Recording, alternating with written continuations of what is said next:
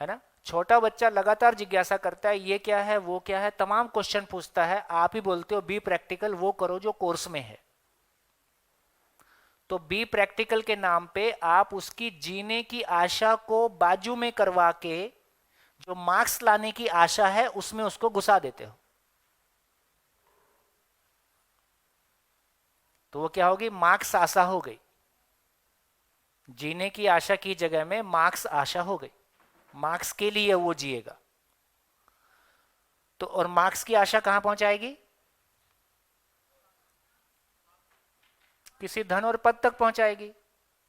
अब बड़ा होने के बाद आपकी एक ही जिज्ञासा है, पैसा किधर से आएगा। तो इसका मतलब है आदमी की मौलिक जिज्ञासा को कुंठित करने का काम मां बाप से शुरू होता है। यह दुर्घटना है कि नहीं। एक बच्चे की जिज्ञासा को विस्तार दिया जाए कि उसकी जिज्ञासा को सीमित किया जाए। आदमी और पशु में एक ही अंतर है कि मानव में समझने की ताकत है।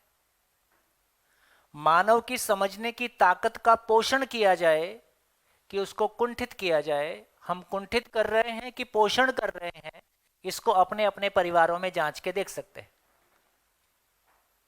चलिए, तो बात हम क्या कर रहे थे, बात हम ये कर रहे थे ब्रेक के पहले जो मैंने कहने की कोशिश की, हमारी गति क्यों नहीं हो रही उम्र बढ़ने के साथ साथ हम भय से मुक्त हों, कि भय और बढ़ जाए। तमाम सफलताओं के बावजूद जिंदगी में भय बढ़ता हुआ दिखाई देता है कि घटता हुआ दिखाई देता है, जोर से बोलो। इसका मतलब है हम सही दिशा में जा रहे हैं कि कोई गलती हो रही, कुछ तो गलती हो रही। तो इससे पता चलता है कि हमारी सारी मेहनत के बावजूद हम भय से मुक्त हो पाए, दबावों से मुक्त हो पाए, हम सही अर्थों में स्वतंत्र हो पाए। स्वतंत्रता की परिभाषा है स्वयं को वातावरण के दबाव से मुक्त कर लेना, स्वतंत्रता है। वातावरण का दबाव हमारे ऊपर बढ़ता हुआ दिखाई दे रहा है कि घटता हुआ दिखाई दे रहा है, बढ़ रहा है। किसी की गाड़ी देख के, किसी की कुछ देख के लगातार प्रेशर हमारे ऊपर आ रहा है। तो इसका मतलब यह हुआ कि बेसिकली हमारे पास वो जो बात थी जिसको मैं कह रहा था, हमारी थॉट में कन्फ्लिक्ट है। और वो कन्फ्लिक्ट का बेसिक मतलब इतना ही है कि हमारे पास 3 प्रश्नों के उत्तर नहीं है। सारे धर्म, अध्यात्म और विज्ञान के बावजूद 3 प्रश्नों के उत्तर हमारे पास ठोस रूप में, व्यवहार रूप में नहीं आ पा रहे हैं। और इस वर्कशॉप में हम अगले 6 दिन में, 5 दिन में क्या करने जा रहे हैं, उसकी एक छोटी सी पिक्चर मैं आपके सामने रख देता हूं, ताकि जब हम कंटेंट को सुनेंगे तो उससे रिलेट करके देख पाए। देखो, ब्रेक के दौरान जब मैं चर्चा कर रहा था तो मैंने आपसे कहा कि हमारी गाड़ियां पहले से बेहतर हुई कि नहीं।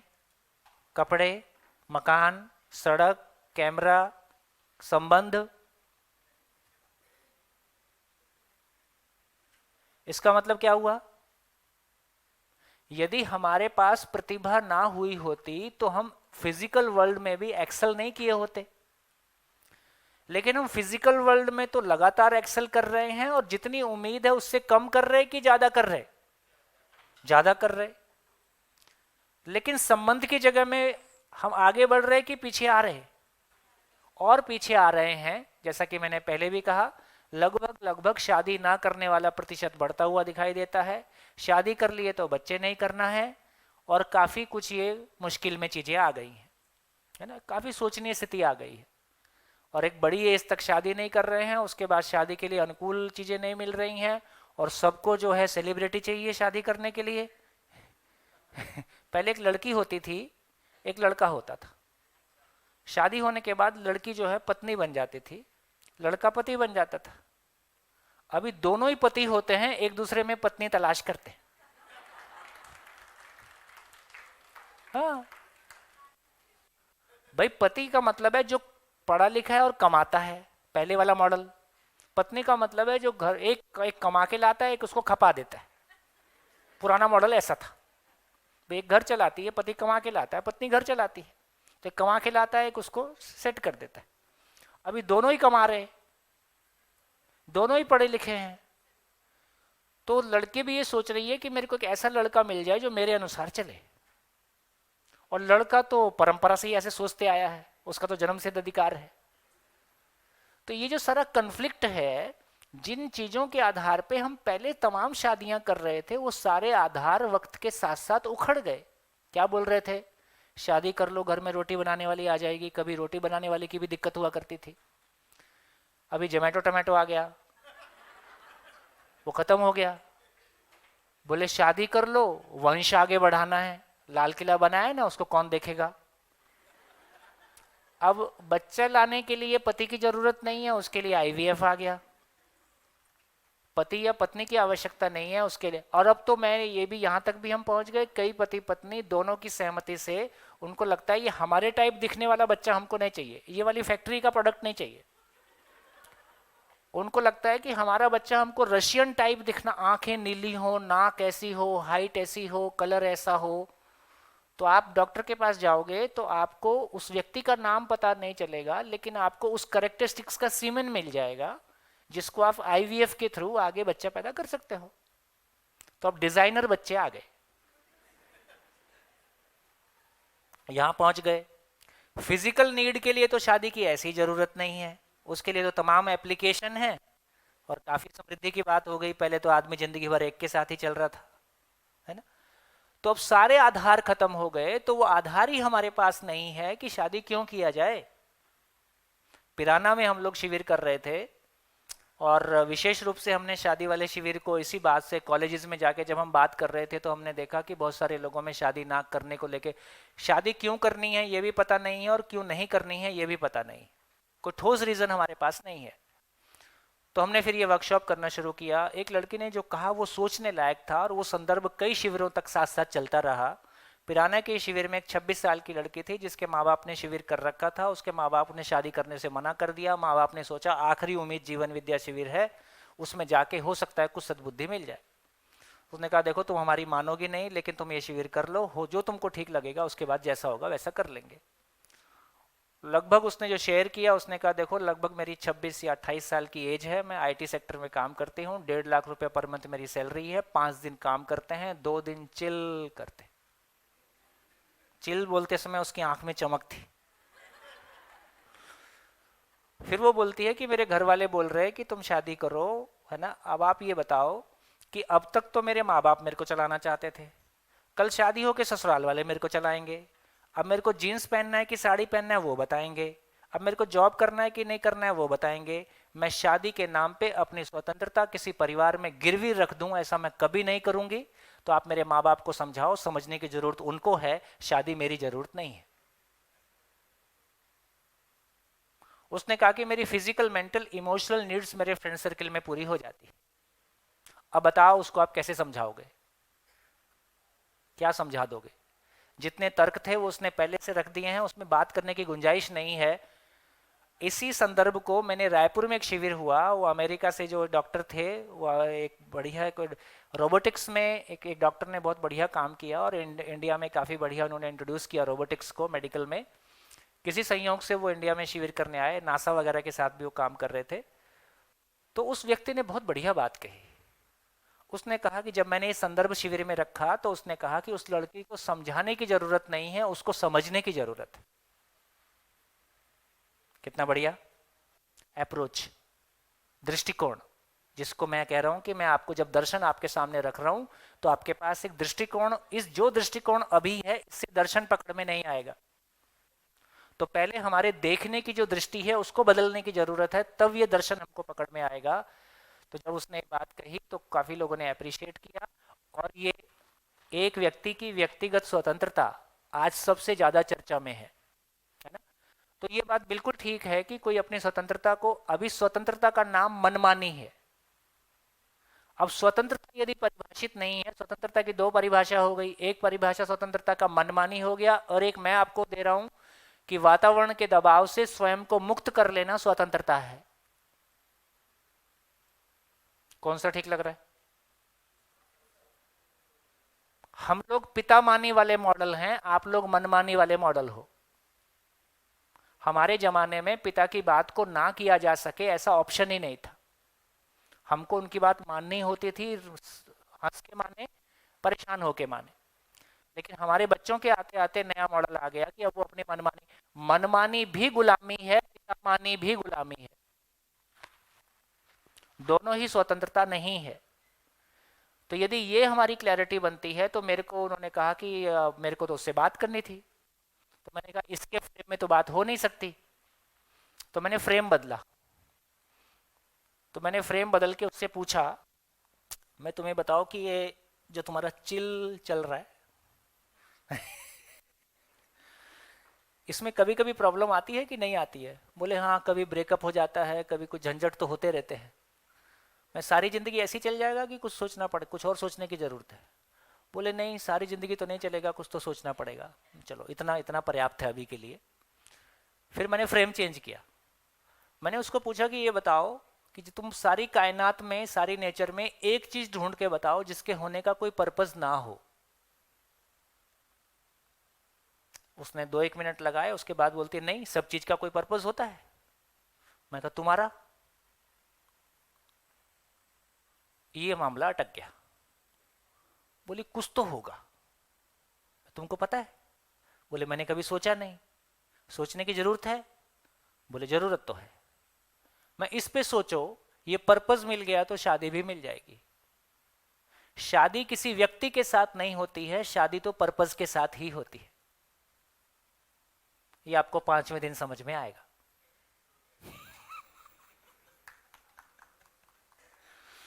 व्यक्ति के साथ शादी करते हैं तो शरीर के साथ शादी होती है। शरीर पुराना होता है तो संबंध भी पुराने हो जाते हैं। जब पर्पस के साथ शादी होती है तो दोनों, यदि कोई पेड़ पौधा, कोई पशु पक्षी, कोई भी चीज धरती पे है, सृष्टि में है, नेचर में है, तो उसका कोई पर्पस है। तो मेरा भी कोई पर्पस होगा। जब मेरा कोई पर्पस है तो सामने वाले का भी कोई पर्पस होगा। जब दो लोग एक पर्पस को पहचान लेते हैं, उस संबंध को जीने का नाम विवाह है।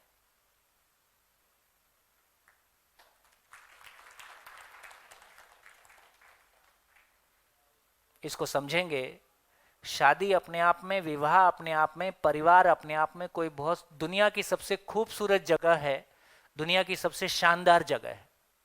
उस जगह में हम नहीं जी पा रहे हैं, इसलिए हमको समाज सेवा करना पड़ता है।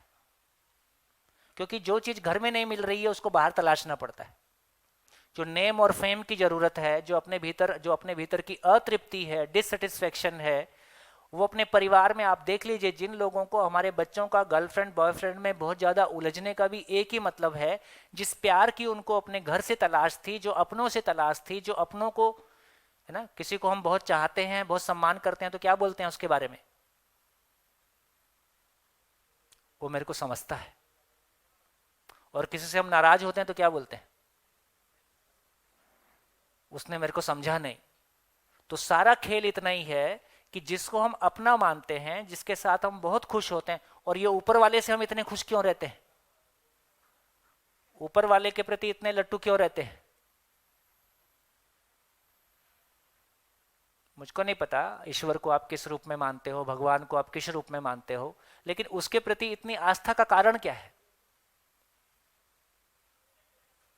क्योंकि हमारी ये आस्था है कि कोई सत्ता है जो हमारे बिना बोले हमारे बारे में सब कुछ समझता है। बस इतना ही खेल है। तो इससे ये तो समझ में आ गया, ये समझना अपने आप में सुखदायी काम है। जिस दिन मैं अपने पर्पस को समझता हूं, मैं अपने में खुश रहता हूं। जिस दिन मैं सामने वाले के पर्पस को समझता हूं, दोनों एक दूसरे को समझते हैं तो दोनों खुश रहते हैं, है ना। तो ये समझना अपने आप में सुखदायी काम है। और नेचर में जो कुछ भी है वो नियमपूर्ण है, वो सार्वकालिक है, सार्वभौमिक है, सार्वदेशिक है। भाई साहब, कन्फ्लिक्ट पूरी नेचर में कन्फ्लिक्ट है कि हमारे में कन्फ्लिक्ट है?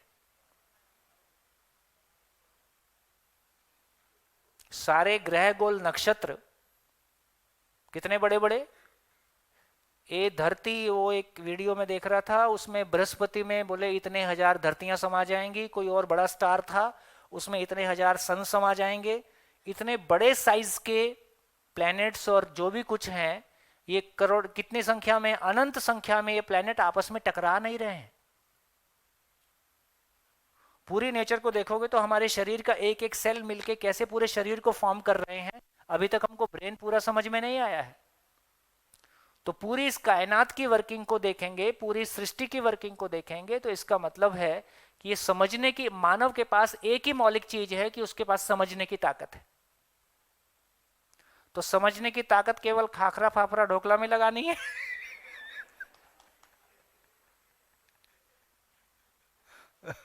गुजरात में जितने प्रकार का खाना मैंने देखा उतना किसी राज्य में नहीं देखा। और उसमें क्वालिटी है, उसमें हेल्थ का ध्यान रखा गया है ना। ये जो हमारा घर में जो चीजें बन रही हैं उसमें मौसम और हेल्थ के हिसाब से कॉम्बिनेशन देखे गए हैं, तो एप्रिशिएबल है। लेकिन जिंदगी की भी तो कोई क्वालिटी होगी।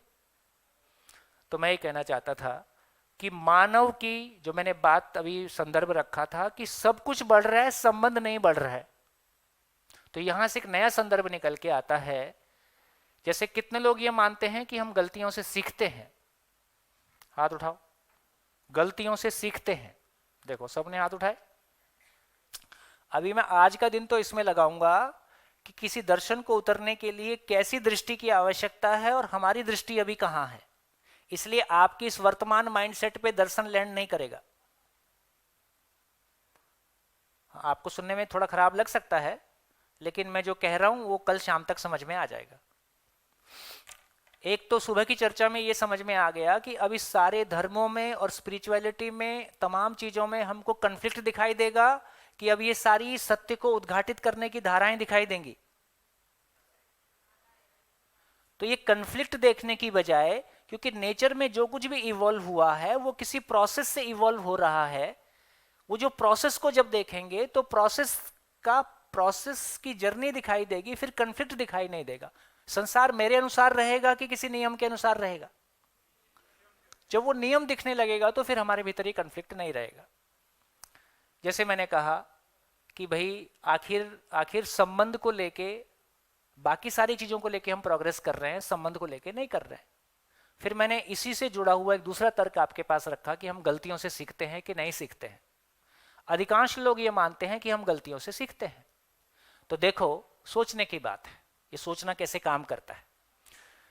एक बच्चे ने अपने घर में अपने माँ बाप को झगड़ा करते हुए देखा, बड़ा हुआ तो माँ बाप में, भाइयों में बंटवारा होते हुए देखा, फिर टीवी में एकता कपूर के सीरियल देखे, तो उसने गलतियां जिंदगी में देखी कि नहीं देखी? कम देखी कि पर्याप्त देखी? पर्याप्त देखी। अब जब उसकी शादी होगी, इनको बोलो जरा, ओ भाई साहब, एक हॉल में एक शिविर, 2 शिविर एक साथ चला रहे, इसका मतलब क्या हुआ? कहां थे हम? पर्याप्त गलती देखी।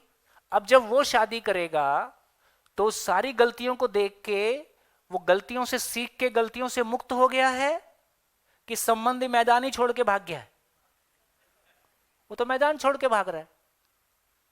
तो इतनी गलतियां देखने, एक पीढ़ी ने जितनी गलतियां की, अगली पीढ़ी ने गलतियां की, तो धीरे धीरे समाज यदि गलतियों से सीखता तो गलतियों से मुक्त होता कि गलतियां समाज में बढ़ती? मुक्त हो जाता। 2 लाख साल हो गए इस धरती पे रहते हुए, दुख अपनों से पाया कि परायों से पाया? अपनों से ज्यादा, आगे आने वाले समय में अपनों से ज्यादा दुख मिलने की संभावना है कि कम मिलने की संभावना है? अब तो 1 मैन फैमिली तक पहुंच गए हम। एक ही शहर के, मेरे को अहमदाबाद का नहीं पता, दिल्ली में ये काफी कॉमन है, जवान बच्चे अपने घरों में नहीं रह रहे हैं, वो रूम लेके सेपरेट रह रहे हैं, क्योंकि उनको लगता है कि घर वालों के साथ नहीं रहा जा सकता। और मैक्सिमम लोगों का पढ़ने के लिए दूसरे शहरों में जाना, या कनाडा, गुजरात में तो कनाडा सबका लक्ष्य, सबका मालिक एक है सबको कनाडा जाना है। तो वहां भी जाने का एक बड़ा कारण यह है कि कोई लाइफस्टाइल, और यार घर से दूर जाना है, एंजॉय करना है, फ्री रहना है। तो कहीं ना कहीं ये जो सोचने की बात है, तो इसका मतलब ये हुआ है ना कि यदि गलतियों से हम सीखते होते तो मानवता गलतियों से मुक्त हो गई होती। क्यों नहीं मुक्त हो रहे हम? गलतियों से क्यों नहीं सीख रहे?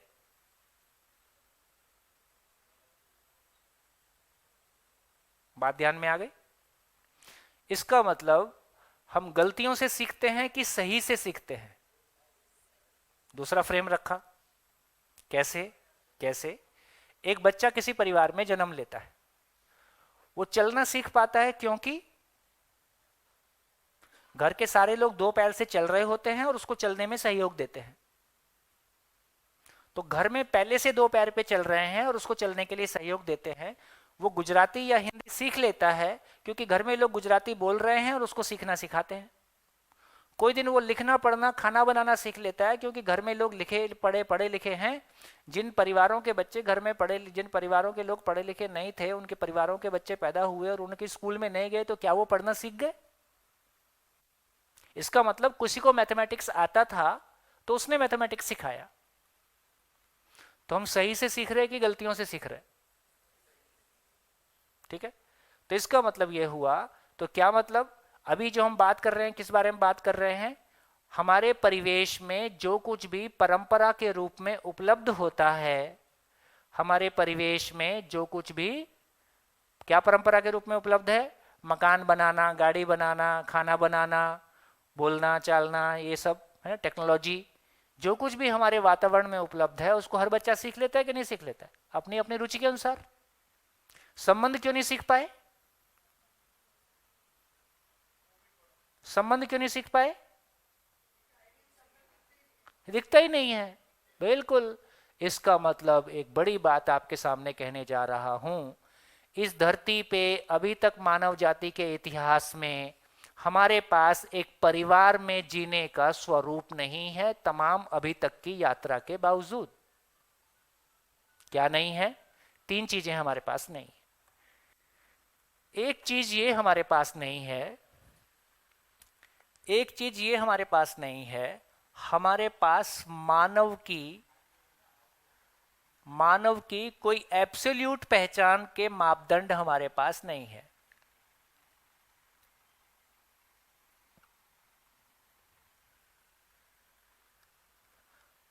अभी हमारी पहचान कैसी है? अभी हमारी पहचान कैसी है? क्वांटिटेटिव है और किसी दूसरे के कंपैरिजन में है। सुंदरता का कोई एब्सोल्यूट मापदंड नहीं होता। ठीक है, तो इसका मतलब यह हुआ कि मैं सुंदर हूं कि नहीं, तो मैं उससे सुंदर हूं। तो ये तमाम चीजें आप देखोगे, मेरे पास पैसा उससे ज्यादा है, मेरा पद उससे ज्यादा है, तो मेरी पहचान का आधार क्या हुआ? क्यों मैं कंपैरिजन करता हूं?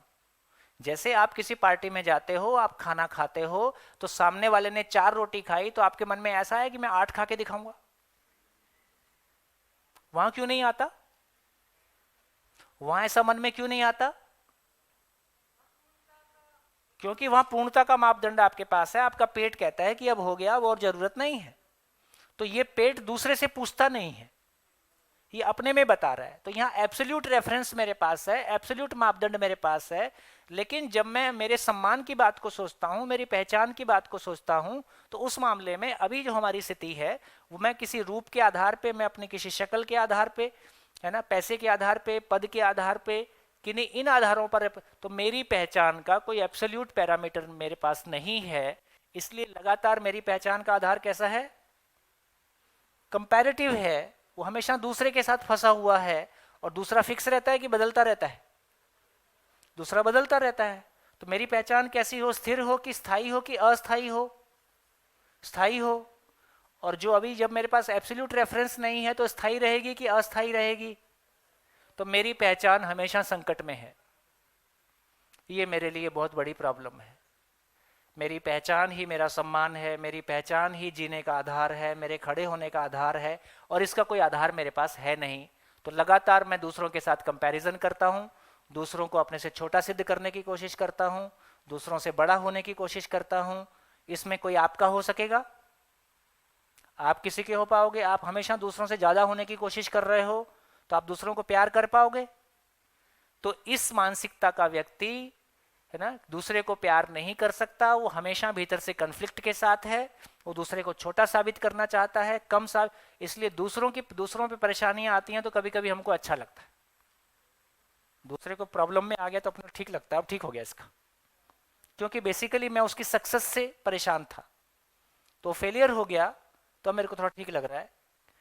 तो मेरे पास मेरी पहचान का आधार नहीं है। दूसरा मुद्दा ये है, देखो पहचान के आधार के लिए हमने क्या बोला? आत्मा को बोला। अब आत्मा पकड़ में आती नहीं, बोले विवाह दो आत्माओं का मिलन है, मिलन के समय शरीर ही पकड़ में आया, आत्मा तो मिलन में आई नहीं। तो ये आत्मा हमको पकड़ में नहीं आई। सदियों से हम आत्मा आत्मा बोल रहे हैं, लेकिन आत्मा किधर रहे? पेट में रहती, छाती में रहती, खोपड़ी में रहती है ना। कभी ये खुश होती है नहीं, कुछ हमको उसके शब्द है हमारे पास, आस्थाएं हैं हमारे पास, लेकिन कोई ठोस आधार नहीं है। दूसरा, अपनों के साथ तृप्ति पूर्वक जी सकें,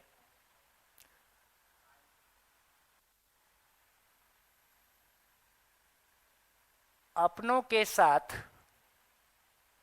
तृप्ति पूर्वक जी सकें, ऐसी कोई योग्यता हमारे पास नहीं आई।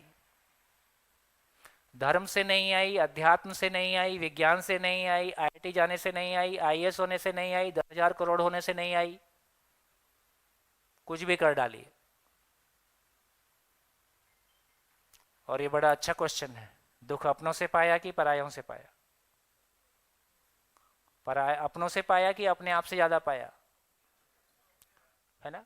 मेरी उम्र कितनी भी हो गई, मेरे भाव और विचार पे मेरा कोई नियंत्रण नहीं है ना। मेरा भय बढ़, सारी सफलताओं के बावजूद मेरे भीतर की स्थिति मेरे से हैंडल नहीं होती है।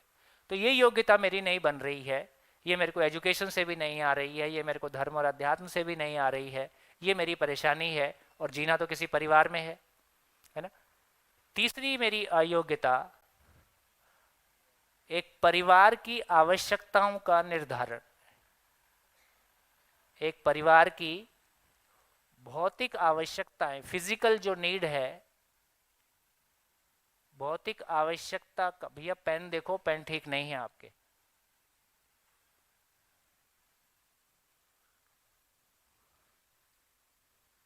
हाँ जी। अर्थशास्त्र में 10 पीएचडी करने के बावजूद क्या ये समझ हमारी बनती है कि एक परिवार दूसरों से प्रभावित हुए बिना अपने फिजिकल नीड्स को तय कर पाए? हम मकान कैसा बनाएंगे? मकान कैसा बनाना है? बस, मैं तो काफी संवेदनशील व्यक्ति हूं, और मैं ऐसा मकान बनाऊंगा कि जब मेरे मकान के सामने से गुजरेगा, देखते ही बेहोश हो जाएगा, और मैं एम्बुलेंस में उसको हॉस्पिटल पहुंचवा दूंगा। शादी ब्याह में क्या करते हैं?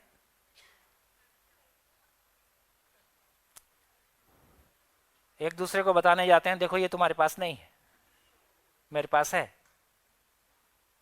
ना। ओ यहाँ का तो मेरे को पता नहीं, देखो दिल्ली का बता सकता हूँ। बहन जी किसी साड़ी में गई और किसी ने पूछ दिया, बहन जी ये तो वही साड़ी है पिछली बार वाली। बहन जी 6 फुट नीचे। सीता जी जमीन में कैसे गई पता नहीं, पर बहन जी तो चली गई। दिल्ली में ठंड बहुत रहता है, तो घोर दिसंबर में एकदम मैक्सिमम जब ठंड रहती है, उसमें शादियों का सीजन आ जाता है। ओपन एरिया में शादियां होती हैं, गार्डन्स वगैरह। उस भरी ठंड में, इतनी ठंड कि जलेबी काउंटर्स, जलेबी जलेबी जलेबी होती है ना, जलेबी काउंटर से उठाया और यहां तक लेके आए तो ठंडी हो जाती है, इतनी ठंड होती है। ऐसा केवल बोलने के लिए नहीं बोल रहा हूं, ऐसा ही है ना। लगभग टेम्परेचर 1 डिग्री के आसपास। इतनी ठंड में बहनों को कोई ठंड नहीं लगती है, सिंपल ब्लाउज में रहती है। और जून के महीने में पुरुष 3 पीस लगा के बैठता है। आजकल तो इस एसी वेसी हो गया, आजकल तो फिर भी ठीक है, पहले तो ये सब नहीं होता था। तो इसका मतलब है कि हम साफ सुथरे रहें, अच्छे दिखें, इसमें प्रॉब्लम नहीं है, लेकिन ये अच्छा दिखना ही मेरे लिए सब कुछ हो जाएगा, इससे काम चलने वाला नहीं है। तो ये जो कहानी है कि एक परिवार अपनी आवश्यकताओं का निर्धारण नहीं कर पाया, पूरे वर्ल्ड के किसी भी कॉलेज से पढ़ के आ जाएं, ये तीनों योग्यता हमारे पास नहीं आ रही है। पूरे वर्ल्ड में किसी भी यूनिवर्सिटी से पढ़ के आ जाओ, ये 3 जगह हमारी जिंदगी खाली है ना। ये बात ध्यान में आ रही है? कोई असहमत हो तो बता दो। कितने लोग ये चाहते हैं कि आपके परिवार में सभी रिश्ते गिला शिकवा शिकायत से मुक्त हों? आप ना चाहें ऐसी आपकी हैसियत नहीं है। ये बाई नेचर है, इसमें मैं और आप क्या करेंगे। लेकिन आपके परिवार में ऐसा एक भी रिलेशन नहीं है जिसमें जिंदगी भर कोई शिकायत ना हो, मेरे को आपसे पूछने की जरूरत नहीं है। जो हम चाहते नहीं वो हो रहा है, और जो हम चाहते हैं वो हो नहीं रहा है। इसका मतलब ये एक बहुत खूबसूरत बात है, यदि कोई चीज संसार के सभी लोग समान रूप से चाहते हैं तो वो कोई होने लायक चीज है कि नहीं होने लायक चीज है। इसका मतलब है वो होने लायक चीज है। यदि संसार के सभी लोग क्या चाहते हैं, संसार के सभी लोग चाहते हैं कि वो अपने परिवार में अपनों के साथ हमेशा तृप्ति पूर्वक जिएं। हर परिवार चाहता है कि उसके परिवार में जितनी आवश्यकताएं हैं वो पर्याप्त रहें, मेरे भीतर मेरी मानसिकता में भी अभाव ना हो और भौतिक रूप में भी मेरे पास कोई अभाव ना हो।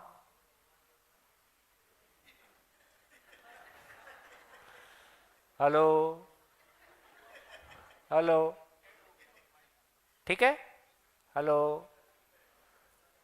अच्छा, पीछे का माइक चालू हो गया, अच्छा, फिर मेरी आवाज थोड़ी कम करनी पड़ेगी। नहीं, अभी इको आ रहा है, देखो भाई इको है। हेलो हेलो हेलो, ठीक है। तो यदि इन दो बातों को देखें, नहीं है ना, क्लियर नहीं। हेलो नमस्कार, हेलो हेलो नमस्कार नमस्कार नमस्कार नमस्कार, हेलो नमस्कार नमस्कार, हेलो हेलो, ठीक है ठीक है, हेलो, थोड़ी आवाज़ बढ़ाओ, हेलो हेलो, नमस्कार नमस्कार, हेलो हेलो हेलो हेलो, चले, ठीक हो गया। तो हम क्लियरली पहचान पाए कि कहाँ पे गैप है, उंगली रख के पहचान पाए कि गैप यहाँ पे है। तो मेरी पहचान का कोई एब्सोल्यूट पैरामीटर मेरे पास नहीं है, उसी का मैनिफेस्टेशन वही परिवार में संबंध में अतृप्ति के रूप में दिखाई देता है। मेरी पहचान का कोई एब्सोल्यूट पैरामीटर मेरे पास नहीं है। कैसे फंसाई गाड़ी, मेरी पहचान तो मैं चाहता हूँ, लेकिन आपका मकान और गाड़ी देख के मेरे को लगता है कि मैं छोटा हूँ। तो छोटा होना हमको स्वीकार है क्या? छोटा होना हमको स्वीकार नहीं है, तो मैं भी फिर बड़ा मकान बनाऊंगा। तो इसका मतलब है यहाँ से वो शोषण की जगह शुरू होती है, यहाँ से वो स्ट्रगल की जगह शुरू होती है, और मैं नहीं बना पाया तो अपने आप में कुंठा के साथ, फ्रस्ट्रेशन के साथ होता हूँ कि जैसा होना चाहिए था वैसा नहीं हुआ, है ना, हीन भावना आएगी। तो इसका मतलब है बेसिक जो गाड़ी फंसी हुई है, इसका मतलब ये हुआ, इसका मतलब ये हुआ कि अभी तक हमारे पास ये तीनों चीजों का एक ही मतलब हुआ। इसका मतलब एक है कि हमारे पास मानव की समझ अभी तक नहीं है। मेरे मानव होने की समझ मेरे पास नहीं है। मैं एटम को समझता हूं, मैं सेल को समझता हूं, मैं ब्रह्मांड को समझने की कोशिश कर रहा हूं, मैं ब्लैक होल को समझता हूं, समझने की कोशिश कर रहा हूं। मेरी जिंदगी ब्लैक होल में चली गई है, ये समझ में नहीं आ रहा है। अपने को तो क्या सोचना है ये भी यूट्यूब बताता है ना, वो 4 वीडियो ब्लैक होल पे भेज देगा, फिर हम ब्लैक होल पे चर्चा करने लगेंगे। अपनी जिंदगी ब्लैक होल में चली गई है, इसका कहाँ ध्यान में आ रहा है? तो आवश्यकता इस बात की है कि मैं मेरी जिंदगी पे खड़े होकर सोच पाऊं, मेरी जिंदगी पे बात कर पाऊं। और गलती हमारी नहीं है, जब उस पर बात करने का कोई ठोस मटेरियल हमारे पास नहीं है, फिर हमको ब्लैक होल के बारे ही चर्चा करना पड़ता है। तो इसका मतलब यह हुआ कि मानव की समझ हमारे पास नहीं है। तो देखो, इस पूरे शिविर का कंटेंट मैं एक बार आपके सामने ला देता हूं। इस पूरे शिविर का बेसिक कंटेंट ये हुआ, तो सार इतना ही है कि संसार में 3 ही क्वेश्चन सबके पास आएंगे, चौथा क्वेश्चन संसार में है ही नहीं। संसार क्या है, मैं क्या हूं, करना क्या है, कुल गेम इतना है। इससे ज्यादा का कोई क्वेश्चन आप निकाल के ले आओ, ये संभव नहीं है पूरी धरती पे, पूरी मानव जाति के लिए। इसके अलावा कोई क्वेश्चन, इसके अलावा कोई कंटेंट खड़ा कर देना संभव ही नहीं है, क्योंकि इससे अधिक कुछ है ही नहीं। क्या मतलब? संसार क्या है मतलब? ये पूरी कायनात कहां से आ गई? हम क्या सोचते हैं ईश्वर ने बनाया, भगवान ने बनाया। एक शिविर था, दिल्ली गवर्नमेंट के टीचर्स के साथ शिविर करते थे। तो एक टीचर बोली, भाई जी मैं बहुत परेशान हो गई। क्या हो गया? बोले मैंने अपने बच्चे को ज्ञान दिया था, वो मेरे ऊपर बहुत भारी पड़ रहा है। माँ को बड़ा लगता है कि उसको बड़ा ज्ञान दे दे अपने बच्चे को। तो बेटा ये क्या है? बॉटल। किसने बनाई? भगवान ने बनाई। सब कुछ भगवान ने बनाया। बच्चा माँ के ज्ञान से एक दिन तंग आ गया। उसने कहा मामा भगवान को किसने बनाया? अब मम्मी के पास आंसर नहीं था। अब बच्चे को समझ में आ गया ये कहाँ फंसती है। अब बच्चा पूछता है मामा ये क्या है? उसको पता अगला क्वेश्चन ही क्या पूछने वाला है। मैं बोलूंगी भगवान ने बनाया, ये पूछेगा भगवान को किसने बनाया। तो इसका मतलब है कि जो कुछ हम बोल रहे हैं उसमें हमको खुद नहीं पता है कि उसमें कोई सार है कि नहीं। भगवान ने बनाया होगा तो, धरती को बनाया होगा तो उसके हाथ पैर कितने बड़े बड़े होंगे, और कहां से मटेरियल इकट्ठा कर रहा होगा। थोड़ा सा भी लॉजिकल सोचते हैं तो हमारे पास कुछ हाथ में नहीं आ रहा है। अब नहीं चलेगा। अब तक जो कुछ चला लिया चला लिया। इसका मतलब क्या हुआ कि मेरे को clear end to end answer होने की जरूरत है। ये पूरी सृष्टि कहां से आ गई, क्यों आ गई, इसका मटेरियल कहां से आ गया, ये सब कुछ इतना सिस्टमेटिक कैसे चल रहा है, ये नियम है तो नियम किसने बना दिया, कैसे बन गया। इसकी एंड टू एंड क्लैरिटी हमारे पास नहीं होगी, क्योंकि मैं कहां से आया, मैं कहां से टपक गया। मैं भी इसी नेचर का एक क्रिएशन हूं। यदि नेचर समझ में आ गई कि नेचर कैसे क्रिएट हुई, ये सृष्टि कहां से आ गई, ये सृष्टि कैसे बनी, तो मैं कैसे बना ये भी समझ में आ जाएगा। और सूत्र ये कहता है होल समझ में आता है तो पार्ट समझ में आता है। समझना होल टू पार्ट होता है, जीना पार्ट टू होल होता है। क्या मतलब? समझना होल टू पार्ट होता है। कैसे? कौन बताएगा? समझना होल टू पार्ट होता है। होल समझ में आता है तो पार्ट समझ में आता है। कैसे? कैसे? मैं आपके हाथ में एक मशीन का पार्ट निकाल के रख देता हूं और मैं पूछता हूं बताओ ये क्या है, तो कौन बता पाएगा?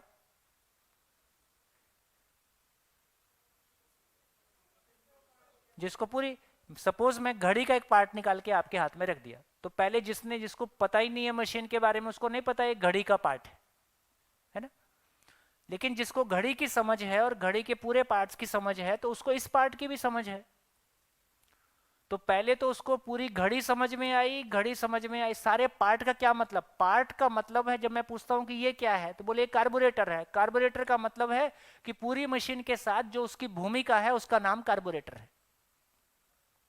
पूरी मशीन में वो जो, क्या बोलेंगे, पूरी मशीन में जो उसका रोल है वो उस मशीन का नाम होता है। जैसे हम कहते हैं गियर बॉक्स है, तो गियर बॉक्स क्या है? कुल मिला के स्पीड बदलता है, उसके लिए गियर बॉक्स है। तो हम कहते हैं कि गियर बॉक्स है। इसका मतलब पूरी मशीन जिसको समझ में आती है उसको सारे पार्ट समझ में आते हैं। तो होल समझ में आता है तो पार्ट समझ में आता है।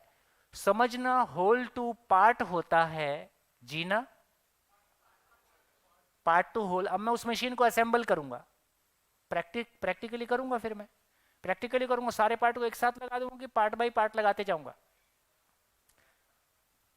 तो किसी चीज को जब प्रैक्टिस करेंगे तो पार्ट टू होल जाएगा, समझने की बात करेंगे होल टू पार्ट आएगा। कितने लोगों तक बात पहुंची? ठीक हो गया? अब मैं एग्जांपल लेता हूं। ये पेन क्या है? ये क्या है? पेन है। ठीक है, तो आपने पहचान लिया क्योंकि आपको पता है क्या काम करता है। अब मैंने हैंगर पे आदमी लटका दिया। हाँ समझो ये हैंगर है, इस पे आदमी लटका हुआ है। बताओ भाई ये क्या है? कौन बताएगा? कौन बताएगा? कौन बता पाएगा? जिसको पूरी मशीन का पता होगा। पूरी मशीन मतलब समझते नहीं हो? फिर से बोलता हूं, घड़ी का एक पार्ट निकाल के आपके सामने रखा, तो आपने किसने पहचाना? जिसको पूरी घड़ी का पता था। इसका मतलब वो पार्ट क्या चीज है? पूरी घड़ी में जो उसका रोल है वो उस पार्ट का नाम है, वो उस पार्ट का काम है। फिर मैंने आदमी को हैंगर पे लटकाया, बोलो भाई क्या चीज है? तो कौन बताएगा? कौन बताएगा? हाँ, क्यों है का मतलब पर्पस। पर्पस का मतलब बड़ी मशीन में उसका रोल। इस पूरी बड़ी मशीन मतलब ये पूरा प्लेनेट, उसमें मेरा घर भी आ गया, उसमें मेरा गुजरात भी आ गया, उसमें मेरा देश भी आ गया, उसमें सारे देश आ गए, है ना? तो जब तक ये पूरी मशीन समझ में नहीं आएगी, संसार समझ में नहीं आएगा, है ना, ये सृष्टि काय के लिए बन गई, क्यों बन गई, ना ये सृष्टि बनती, ना मैं बनता, ना शादी होती, ना झंझट होता, ना ये शिविर करना पड़ता। तो इसका मतलब है कि जब तक पूरी, तो आदमी, हम सारी, एक माँ बाप से बच्चे पैदा हुए, हम अपने बच्चों को समझते हैं कि उनके शरीर को समझते हैं? आप अपने बच्चों को नहीं समझते, आप केवल उसके शरीर को समझते हो, इसलिए जो खाना पीना पूरा कर देते हो, बाकी झगड़ा हो रहा है। पति पत्नी एक दूसरे को पहचानते हैं कि एक दूसरे के शरीर को पहचानते हैं? अब नहीं बोलोगे। आप अपने पति को पहचानते हो कि उसके शरीर को पहचानते हो? नहीं बोलोगे। यदि एक दूसरे को पहचाने होते तो हमेशा प्यार से जिए होते। हाँ, इसका मतलब यह है कि हम पति पत्नी एक दूसरे के शरीर को पहचानते हैं, माँ बाप और बच्चे एक दूसरे के शरीर को पहचानते हैं। हम सभी मानव को नहीं पहचानते हैं, एक दूसरे के शरीर को पहचानते हैं। इसलिए हम आकार से मानव हैं कि आचरण से मानव हैं? जोर से बोलो। आकार से मानव हैं, आचरण से मानव होना विशेष है। यही हमारी पीड़ा है। बढ़िया। खुश भी नहीं होते हो, ऐसे उदास होके देख रहे जैसे मैं कुछ गलत बात कह दिया हूं। बात ठीक पहुंच रही? अब ये गैप पकड़ में आ गया कि प्रॉब्लम कहां पे। कोई गलत नहीं है, बिना मतलब एक दूसरे को गाली देने की, परेशान होने की बिल्कुल जरूरत नहीं है। ना माँ बाप गलत हैं, ना बच्चे गलत हैं, ना तो ऑफिस गलत है, ना राजनीतिक पार्टियां गलत हैं, ना धर्म गलत है। क्या हो गया? जर्नी है। जर्नी है। क्या जर्नी है? जब एक बच्चा छोटा रहता है, वो घर में सूसू पॉटी कहीं भी कर देता है, हम बुरा मानते हैं क्या? बुरा मानते हैं क्या? क्यों बुरा नहीं मानते? क्योंकि अभी वो बच्चा है, वो सूसू पॉटी के सिग्नल को नहीं पहचानता है। तो हम बड़े लोग भी क्या कर रहे हैं? मानसिक सूसू पॉटी कर देते हैं। आओ चुगली चुगली खेले, आओ चुगली चुगली खेले, ये मानसिक सूसू पॉटी है।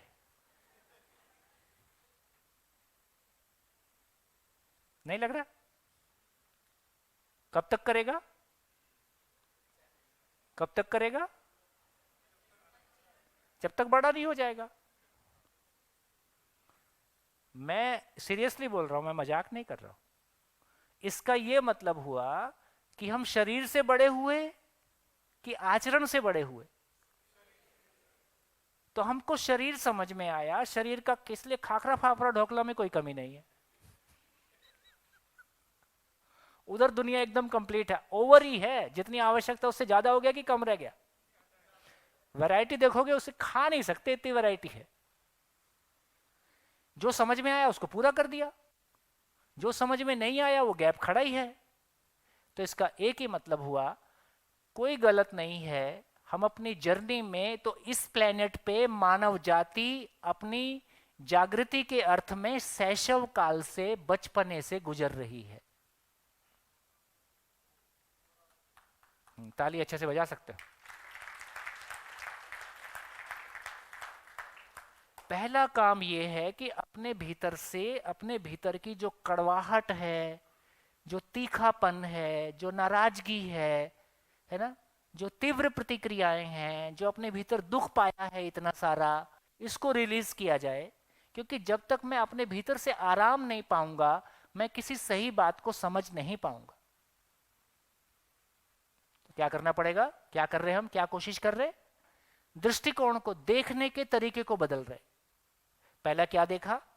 पहला हमने ये देखा कि सच्चाई एक है, तमाम धर्म और अध्यात्म उसी सच्चाई को, विज्ञान उसी सच्चाई को उद्घाटित करने का, व्यक्त करने का अलग अलग देश काल में प्रयास हुआ है। उससे कुछ फायदा हुआ कि नहीं हुआ? जंगल युग से यहां तक निकल आए, कम बात है क्या?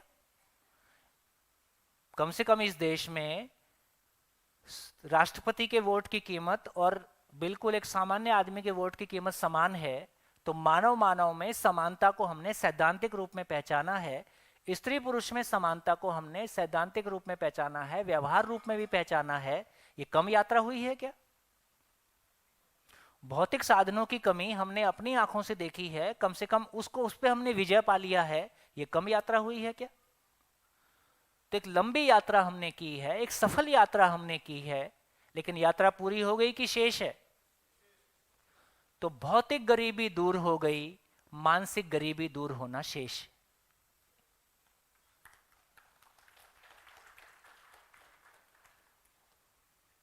कैसा लग रहा है?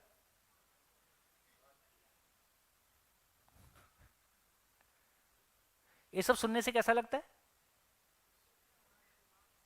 वो जो अपने अंदर अपना पराया का भाव, प्रतिक्रिया आती है, किसी व्यक्ति को देख के प्रतिक्रिया आती है, किसी धर्म के लोगों को देख के प्रतिक्रिया आती है ना, किसी घटनाओं के प्रति दुख होता है, फिर ये ध्यान में आ जाएगा, यार जैसा सॉफ्टवेयर था वैसा काम कर रहा है। सॉफ्टवेयर ठीक हो जाएगा, काम ठीक करेगा। अब उसकी क्या गलती है बेचारे की? सॉफ्टवेयर ठीक नहीं है तो जैसे वैसा है कर रहा है। फिर ये भी समझ में आ जाएगा कि सॉफ्टवेयर एक दिन में ठीक नहीं होता है। सॉफ्टवेयर एक दिन में ठीक नहीं होता है। कल ही मैं कहा था, तो कितनी बढ़िया बात। छोटी छोटी चीजों को देखोगे तो आपको काल का अंदाजा लगेगा कि काल कैसे काम करता है। कैसे करता है? देखो, मैं तो छोटे छोटे एग्जाम्पल देखता हूं। सूटकेस में पिछले 25 साल पहले किसी ने पहिया लगा दिया। उस दिन से लाखों सूटकेस जो सर पे चल रहे थे वो अपने से चलने लगे। अभी किसी एयरपोर्ट पे और किसी रेलवे स्टेशन पे आपको कुली बहुत कम देखने मिलेगा। तो अच्छी बात हो गई, कितनी कॉमन सेंस की बात थी। पहिया कब से है हमारे पास? 5000 साल पुराना। बॉक्स कब से हमारे पास है? लकड़ी का, लोहे का, 5000 साल पुराना। 5000 साल में इतनी अकल नहीं आई यार इन दोनों को जोड़ लिया जाए। हमारी याद में भारी भारी ट्रंक सर पे ढोने का, जब ट्रेन से आते जाते थे भाई साहब, ट्रेन की सीट पे पहुंच के ऐसा लगता था मंगल पे पहुंच गए, क्योंकि ट्रेन की बोगी का नंबर नहीं होता था। अभी तो कम से कम स्टेशन पे आप जाते हो तो बोगी नंबर लिखा रहता है, आप वहीं खड़े रहते हो, वहीं बोगी आती है, चढ़ जाते हो। सामान इधर से लेके उधर दौड़ रहे हैं, कुली से झगड़ा हो रहा है ना, ले दे के धक्का खाते खाते सीट तक पहुंचते थे। तो इन सारी बातों को आप देखोगे तो इससे एक बात समझ में आया कि जो चीजें मानव के पास परंपरा के रूप में उपलब्ध हो गई वो अपन तुरंत सीख लेते हैं, लेकिन जो चीजें परंपरा के रूप में उपलब्ध नहीं हुई हैं उसमें छोटी सी यात्रा में, धरती की यात्रा को ऐसा बोलते हैं कि 450 करोड़ साल की यात्रा है ना? मैं ठीक बोल रहा हूं? 450 करोड़ साल। 450 करोड़ में से 200 करोड़ पहली सेल आने में लगा। मानव को खेती सीखने में हजारों साल का सफर लगा। तो इसका मतलब है कि जितना हमने खाने की चीजें पहचानी हैं, इनको पहचानने में कितने साल लगे होंगे? ये गुजराती भाषा एक दिन में बनी होगी कि इसको बनने में भी कई साल लगे होंगे? कई 100 साल लगे होंगे। लेकिन आज एक बच्चा घर में पैदा होता है, 3 साल में गुजराती बोलता है। तो क्या क्या बात समझ में आई? जो चीजें परंपरा के रूप में उपलब्ध हैं, सही के रूप में उपलब्ध हैं, हम सही से तुरंत सीख लेते हैं। तो जब हम सीखने समझने की बात कर रहे हैं तो हम क्या बोलते हैं, हम गलतियों से सीख रहे हैं कि सही से सीख रहे हैं? फिर क्यों बोल रहे हैं कि हम गलतियों से सीखते हैं? दृष्टिकोण कैसे बदलता है? तो जिसको हम गलतियां कह रहे हैं, एक बच्चा मैथमेटिक्स का सवाल अटेम्प्ट करता है, क्या वो तय करता है कि पहले मैं 3 बार गलत निकालूंगा, मैं चौथी बार में सही निकालूंगा? ऐसा करता है कि पहली बार में सही निकालने की कोशिश करता है? एक बच्चा मैथमेटिक्स का क्वेश्चन सॉल्व करता है तो पहली बार में सही आंसर लाना चाहता है कि मैं 5 बार गलती करके छठी बार में सही आंसर लाऊंगा, ऐसा सोचता है? तो जो गलतियां, जिसको हम गलतियां कह रहे हैं, वो गलतियां हैं कि सही तक पहुंचने का प्रयास है। तो जिसको हम गलतियां कह रहे थे उनको गलतियां कहा जाए कि सही तक पहुंचने के प्रयास कहा जाए? क्या लगता है, कुछ बदलता है कि नहीं बदलता है हमारे दृष्टिकोण में? तो मानव जाति को गलतियों के कोड से मुक्त किया जा सकता है, इस गलती के अपराध भाव से मुक्त किया जा सकता है, क्योंकि बेसिकली कोई मानव गलती करता ही नहीं है, मानव गलती करना चाहता ही नहीं है। कैसे? कभी आपको ऐसा हुआ कि आज सुबह उठ के मैं आज क्या गलती करूं?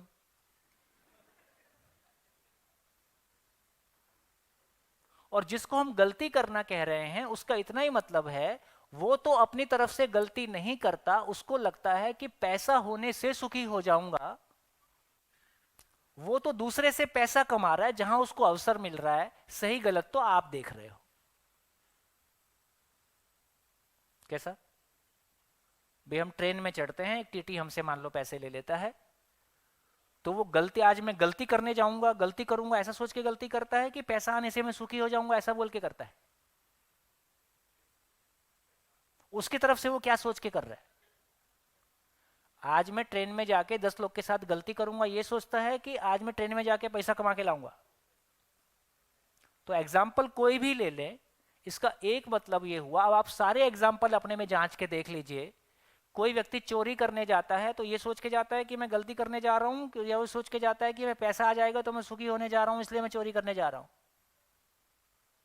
और उसकी परिस्थितियों में उसको लगता है यही तरीका है। जब तक मानव के पास कोई अपना जस्टिफिकेशन नहीं होता है वो कुछ भी नहीं कर सकता है। तो आप एक एग्जाम्पल ढूंढ के ले आओ कि मानव गलती करता है।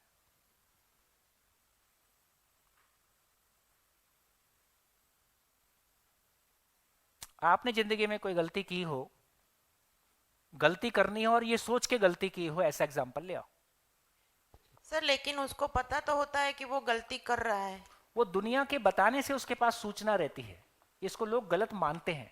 मैं सिगरेट पीता हूं, सपोज मैं सिगरेट पीता हूं, तो मैं सिगरेट ये सोच के पीता हूं कि मैं गलती करता हूं, या मेरे को सिगरेट पीने से जो भी कुछ सुकून मिलता है, अपने आप से थोड़ी देर भाग पाता हूं, जो भी कुछ मैं मानता हूं, मैं गलती करने के लिए सिगरेट पीता हूं कि मैं दुख से बचने के लिए सिगरेट पीता हूं? क्या लगता है?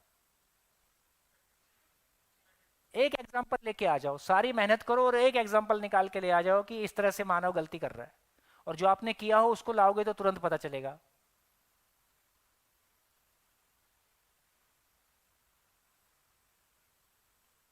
बात सर पहुंच रही? सर कई हाँ। बार ऐसा होता है, हम संबंध में जब कुछ करते हैं तो जैसे सामने वाले ने ऐसा कहा कि मैं ऐसा करूंगा, तो जब प्रतिक्रिया आती है तो हम ऐसा ही सोचते हैं कि हम गलती कर, मैं भी इसकी उसी की तरह मैं भी ये गलती करूं। हाँ, तो आप गलती बोल के गलती करते हो तो आप गलती बोल के गलती करते हो कि उसकी प्रतिक्रिया में निपटने का यही तरीका था इसलिए आप करते हो? सोच लो। आप अपने सुखी होने के लिए कुछ करते हो, आप अपने दुख से बचने के लिए कुछ करते हो। कोई भी एक्टिविटी में देख लो, आप अपने सुखी होने के लिए कुछ करते हो, आप दुख से बचने के लिए कुछ करते हो। आज मेरा गलती करने का मन है ऐसा बोल के आप नहीं करते हो। और ले आओ एग्जांपल। हाँ जी, माइक ले लीजिए। नहीं नहीं, माइक पीछे है।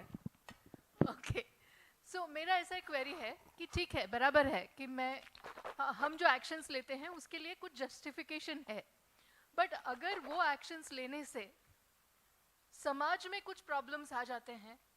वो बात की बात है, अभी अपन उससे चर्चा नहीं कर रहे हैं। हम केवल अभी ये चर्चा कर रहे हैं कि धरती पे मानव को गलती के कलंक से मुक्त करने की जरूरत है। जब मैं सामने वाले को देखता हूं कि ये तो गलती करता है, ये तो जानबूझ के करता है, ये तो ऐसा ही करेगा। एक बहू सास को देखती है कि ये तो कुछ ना कुछ गलती करेगी, सास बहू को बहू देख के आई है कि ये तो कुछ ना कुछ गलती। जब मैं दूसरे को गलती की दृष्टि से देखता हूं तो उसके एक्शन में गलती दिख ही जाती है, और उसके बाद मेरी उसके प्रति प्रतिक्रिया आती है। उससे आपस में दूरियां घटेंगी कि बढ़ेंगी? फिर सामने वाला उससे और बड़ी गलती करता है, और इस तरह से उम्र बढ़ने के साथ साथ अपनों का अपनापन और अपनों की संख्या घटती हुई दिखाई देती है कि बढ़ती हुई दिखाई देती है। लगभग 60 तक पहुंचते पहुंचते हम अकेले रह जाते हैं। हम अपने परिवार में छत के नीचे अपनों के साथ रहते हैं कि जीते हैं? जोर से बोलो। रहते हैं, जी नहीं पा रहे हैं, इसी का गिला शिकवा शिकायत है ना? तो इसका मतलब है अपनी दृष्टि को पहले सेट करने की जरूरत है। मानव मूलतः गलती नहीं करता है। क्यों? इसका तर्क है क्यों गलती नहीं करता है। किसी को पता नहीं है, किसी को पता नहीं है, लेकिन मुझको पता चला कि मैंने ये ठीक नहीं किया, तो मेरे को अच्छा लगता है कि खराब लगता है? किसी को पता नहीं है, केवल मुझको पता चला है कि मैंने ठीक नहीं किया, तो मुझको अच्छा लगता है कि खराब लगता है? खराब लगता है। तो क्या मैं चाहूंगा कि मुझको खराब लगे? तो क्या मैं चाहूंगा कि मैं गलती करूं? नहीं। तो तर्क ये कहता है कि मानव गलती कभी करना नहीं चाहता, मानव गलती कभी करता नहीं है। मानव तो अपने सुखी होने के लिए कुछ करता है या दुख से बचने के लिए कुछ करता है, वो कभी भी गलती नहीं करता है।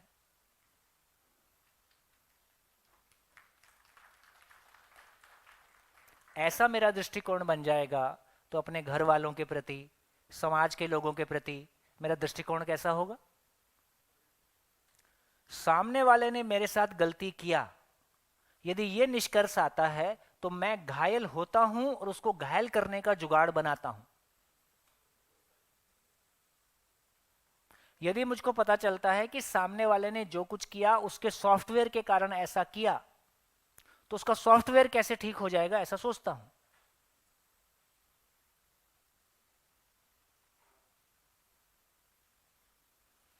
बढ़िया।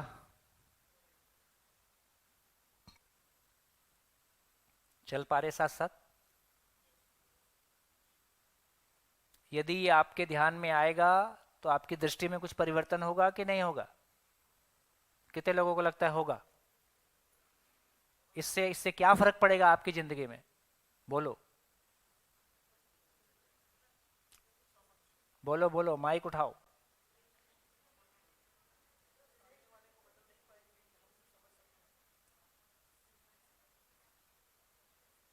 हाँ जी, बोलिए बोलिए, कोई भी बोलिए। कोई थोड़ा, मैंने जो कहा उसको गुजराती में कौन कहेगा? थोड़ा सा और एक बार सेट हो जाएगा।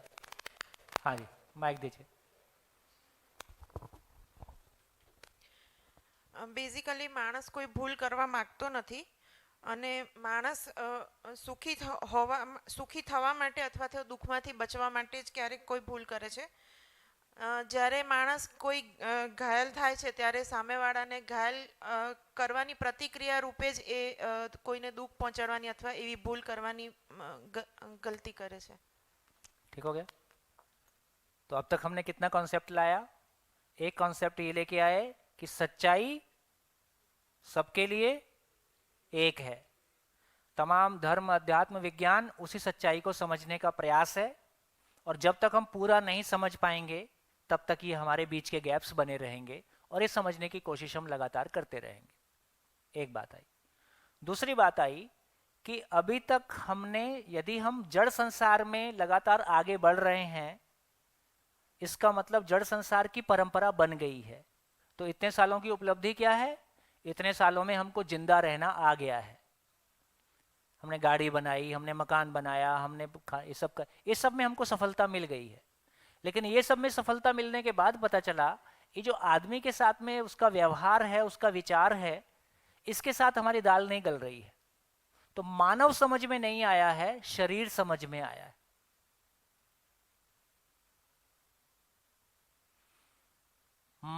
एक और बढ़िया बात है, मेरे को लगता है कि हम कर सकते हैं, संसार के सभी धर्मों में एक समानता है।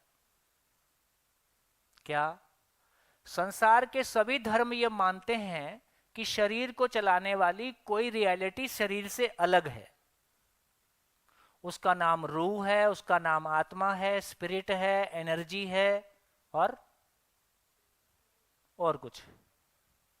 ये लगभग सभी धर्म समान मानते हैं। यहां विज्ञान ये मानता है, साइंस ये मानता है कि भैया ये आत्मा, रूह, स्पिरिट जैसा कुछ नहीं होता है, ब्रेन ही शरीर को चलाता है, और जो कुछ भी होता है वो केमिकल लोचा है। ये बेसिक प्रीमाइस है साइंस की और धर्म और अध्यात्म की। तो एक तरफ साइंस ये कहता है कि जड़ से चेतना पैदा हुआ। देखो, मैं अहमदाबाद वालों से बात कर रहा हूं और बहुत इंटेलिजेंट लोग होते हैं, ऐसा मेरे को सूचना दी गई है। इसको आपको बचाना है कि हाँ ये ऐसे ही है। तो साइंस क्या कहता है? भाव क्या है? केमिकल लोचा। भाव कहां से पैदा हुआ? कुल मिला के सोडियम पोटेशियम। तो जड़ से चेतना पैदा होती है, यह विज्ञान का प्रीमाइस है। धर्म अध्यात्म क्या कहता है? ब्रह्म से सब कुछ, चेतना से सब कुछ पैदा हुआ है, ऐसा कहता है। बेसिक थ्योरीज ऐसी आती। अब समझना पड़ेगा कि वाकई में क्या है, कैसा है, तो उसको हम समझेंगे। तो जो कंफ्यूजन की स्थिति है वो कहां पे है? कंफ्यूजन की स्थिति शरीर के लेवल पे है कि शरीर को चलाने वाली जो रियलिटी है उस लेवल पे है? चलाने वाली जगह में है। तो इसका मतलब है कि शरीर के बारे में ज्यादा झंझट नहीं है, लेकिन शरीर को चलाने वाली कोई चीज है उसके बारे में बोला, आत्मा है, कटती नहीं है, फटती नहीं है, मरती नहीं है, अमर है, कुछ कुछ बोला। लेकिन ये पता नहीं चल रहा है कि ये आत्मा मटेरियल क्या है, ये आया कहां से, क्यों आया। ये शरीर में कहीं तो रहता होगा ना। शरीर में किडनी है, लीवर है, तमाम चीजें हैं, ये कहीं तो रहता होगा। यदि है तो कहीं रहता होगा। यदि मैं सोचता हूं, यदि सोचने की मशीन मेरे अंदर काम कर रही है, या तो वो केमिकल लोचा है। यदि केमिकल लोचा नहीं है, वो कोई आत्मा नाम की चीज है, वो कहीं रहती होगी। तो जब तक ये एंड टू एंड मेरी क्लैरिटी नहीं बनती है, तब तक मेरी सोच और विचार पे मेरा अधिकार नहीं आ रहा है।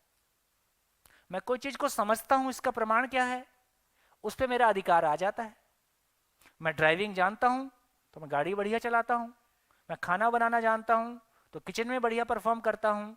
मुझको मानव समझ में आता है तो मेरे भाव और विचार मेरे नियंत्रण में है। तो मेरा मन मेरे अनुसार चले कि मैं मन के अनुसार चलूंगा? क्या मैं मन के अनुसार चलूंगा कि मन मेरे अनुसार चलेगा? इसका मतलब मैं मन नहीं हूं। मैंने बोला कि मेरा शरीर, इसका मतलब मैं शरीर नहीं हूं, मैं तो अलग हूं, शरीर मेरा है। फिर मैंने बोला मेरा मन, इसका मतलब मन भी नहीं हूं। मैंने बोला मेरे विचार, इसका मतलब विचार भी नहीं हूं। फिर मैंने बोला मेरी इच्छा, इसका मतलब मैं इच्छा भी नहीं हूं। फिर मैंने बोला मेरी समझ, इसका मतलब मैं उससे भी अलग हूं। तो ये मैं कहां है?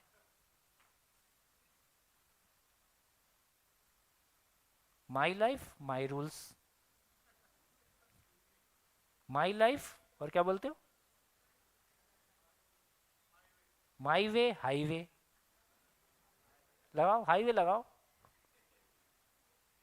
एक्सीडेंट के सिवा कुछ नहीं होगा, कुछ भी कर लो। तो एक बात ध्यान में आ गई कि ये जो शरीर को चलाने वाली, हमें क्या निकलने वाला है, 5 दिन में कितना निकलेगा मैं नहीं जानता, पर कम से कम आपको ये पता चल जाए कि यार समझना क्या है। ये जो मैं नाम की चीज है, ये जो मैं नाम की चीज है जिसको हम आत्मा बोल रहे थे, इसके बारे में मेरी क्लैरिटी नहीं है।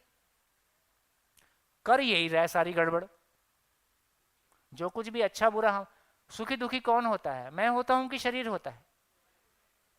सुखी दुखी मैं होता हूं, है ना। दूसरे को देख के अभाव की मानसिकता आती है। ये अभाव, अभाव कहां पे है? ये शरीर में है कि मैं में है ना। ये जो समझना चाहता है, समझ के खुश होना चाहता है, ये शरीर समझना चाहता है कि मैं समझना चाहता हूं? तो इसका मतलब है जब तक ये मैं पूरा पूरा पकड़ में नहीं आएगा, जिंदगी पकड़ में नहीं आएगा, पति पकड़ में नहीं आएगा, सास भी पकड़ में नहीं आएगी, बेटा भी नहीं आएगा, और पड़ोसी तो दूर है।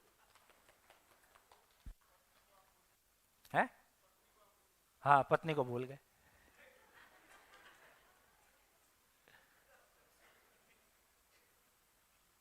तो अब कैसा लग रहा है?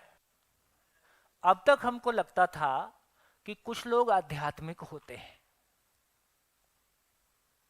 मैं को समझना हर व्यक्ति की जरूरत है कि कुछ लोगों की जरूरत है? भाई साहब, कुछ नहीं चलने वाला जिंदगी में, सारे घोड़े खोल के देख लो।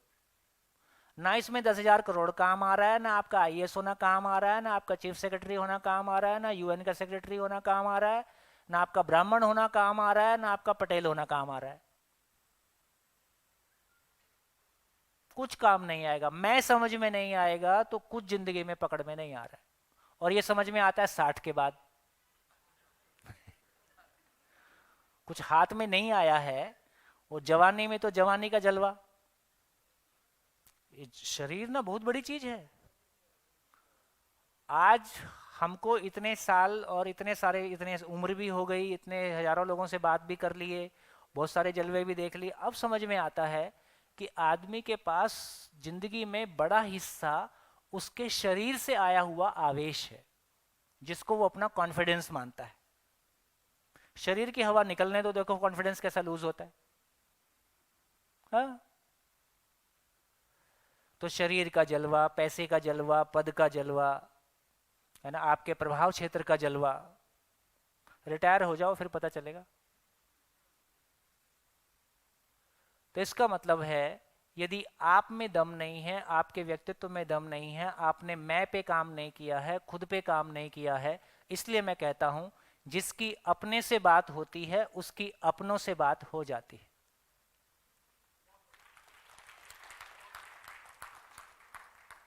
अपनों से बात नहीं हो रही है, इसका एक ही मतलब है कि अपने से बात करना नहीं आता है। मैं में क्या बातचीत चलती है, ये मैं कहाँ है और ये कैसे बात करता है, इसकी मैकेनिज्म का, इसके विज्ञान का मुझको पता नहीं है।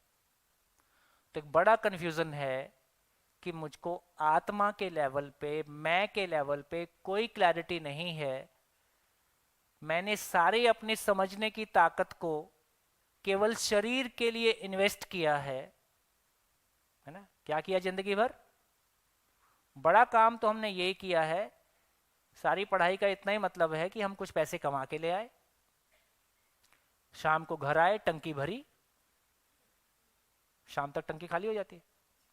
टंकी भरी, सो गए, सुबह उठ के टंकी खाली किया, फिर टंकी लोड किया, और फिर दिन भर अगले दिन के लिए टंकी भरने का जुगाड़ करने के लिए फिर निकल गए। कुछ लोग अपनी टंकी के साथ साथ दूसरों की टंकियां भी भरवा रहे। इस बीच में कुछ नई टंकियां और पैदा कर दी।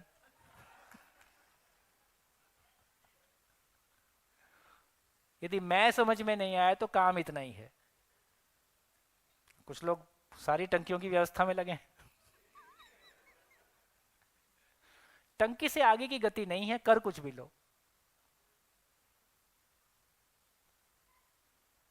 तो अपनी टंकी भरना, नई टंकी मल्टीप्लाई करना और बाकी टंकियों का ख्याल रखना। इतना ही काम हम सरकार के रूप में कर रहे हैं, इतना ही काम हम शिक्षा के रूप में कर रहे हैं, और आश्वासन धर्म के नाम पे दे रहे हैं, पर बात बन नहीं रही है। धर्म के नाम पे हम आश्वासन देते हैं, लेकिन वो बहुत प्रैक्टिकली होता हुआ। भागवत सुनने से मोक्ष होता है, कितने लोगों ने सुना है ना? भागवत सुनने से मोक्ष हुआ होता तो इस देश की जनसंख्या ऐसी नियंत्रित हो गई होती। इसका मतलब सुनने से तो मोक्ष नहीं होता है, समझने से होने की संभावना है। समझने से होने की संभावना है। तो देखते हैं क्या गति पाते हैं। तो क्या निष्कर्ष आया? एक निष्कर्ष ये निकला कि यार ये मैं नाम की चीज, ये शरीर को कोई चीज चलाती है, ये मैं नाम की चीज का पता नहीं चल रहा है। ये बड़ा कंफ्यूजन है। दूसरा कंफ्यूजन है जिसको हम कह रहे हैं, मैं नाम का पता नहीं चला, संबंध को बनाने वाला, दूसरे के साथ संबंध को पहचानने वाला मैं हूं कि शरीर है? मैं हूं। संबंध को निभाने वाला मैं हूं कि शरीर है? ना निभने से सुखी दुखी होने वाला मैं हूं कि शरीर है? और निभाने का साधन कौन है? शरीर है। तो शरीर संबंध को निभाने का साधन है, लेकिन संबंध को पहचानने वाला मैं हूं, संबंध को निभाने वाला मैं हूं, ना निभने से सुखी दुखी होने वाला मैं हूं, और मैं की क्लैरिटी नहीं है, इसलिए ऊपर का सारा मामला खाली है। तो मैं की क्लैरिटी नहीं है, और दूसरी क्लैरिटी है ये संसार कहां से टपक गया, ये ईश्वर की भी क्लैरिटी नहीं है।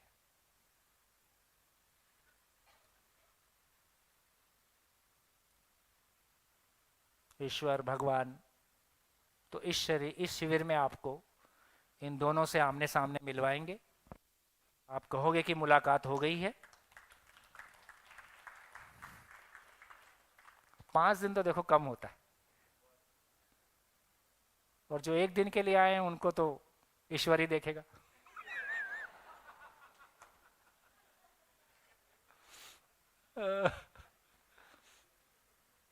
बोलिए, तो एक बार समराइज कर लीजिए मैंने सुबह से अभी तक क्या बोला।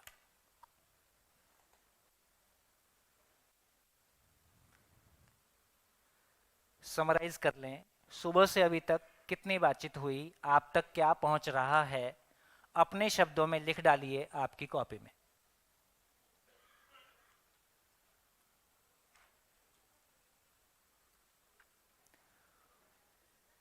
हाँ जी, ब्रेक नहीं हुआ है। ये टाइम आपके लिए बहुत इंपॉर्टेंट है, क्योंकि मैंने जो बोला वो इंपॉर्टेंट है, उससे भी ज़्यादा इंपॉर्टेंट ये है कि आप तक क्या पहुंच रहा है, कैश इन हैंड क्या आया। तो एक बार देख लीजिए कैश इन हैंड क्या आ रहा है, और लिख लीजिए ताकि वो आपके भाव आपकी कॉपी में आ जाए।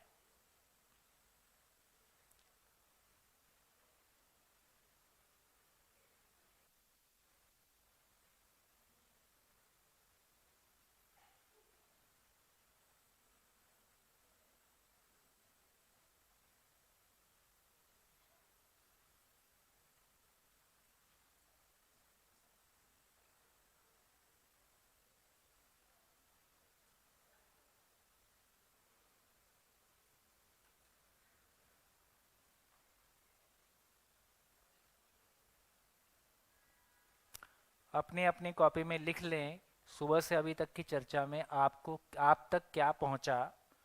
कोई कंफ्यूजन हो, कोई बात ठीक ना लग रही हो, वो भी लिख लें।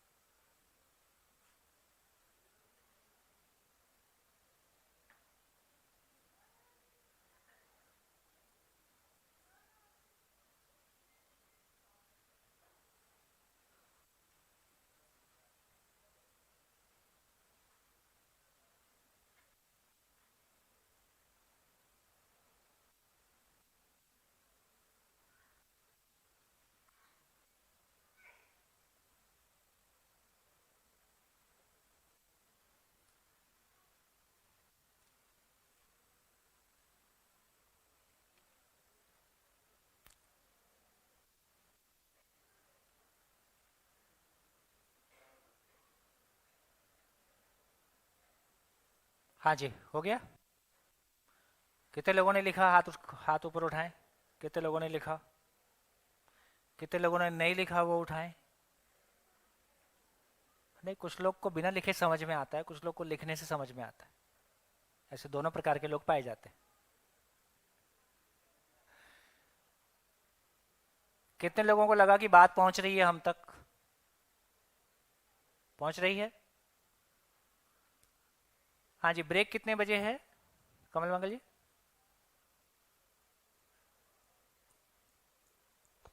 बस 5 है? भैया ब्रेक थोड़ा फर्स्ट डे है तो किचन में थोड़ा 10-1 मिनट का टाइम लगेगा।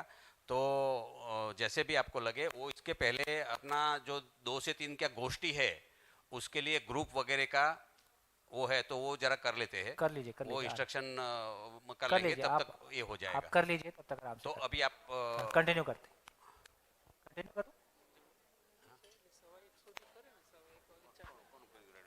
अभी मेरे को कंटिन्यू करना है। हाँ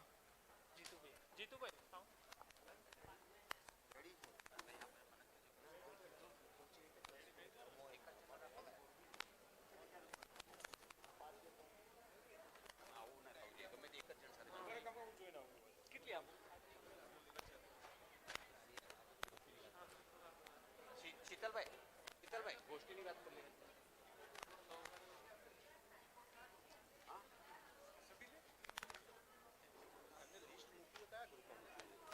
अच्छा નામાં મૂક્યું છે એમાં વોલેન્ટિયર્સનું ગ્રુપ છે ને જે હા વોલેન્ટિયર્સનું ચિત્રાએ ગ્રુપ મૂકી નાખીએ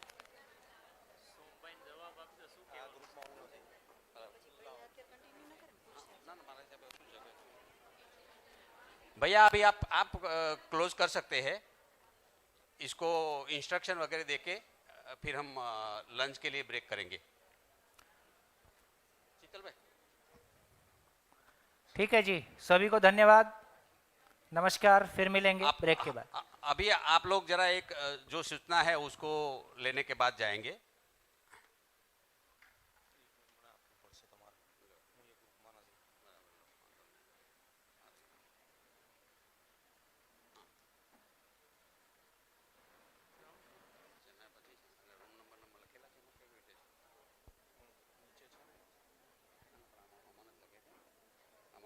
नीचे में लगेला ओके ओके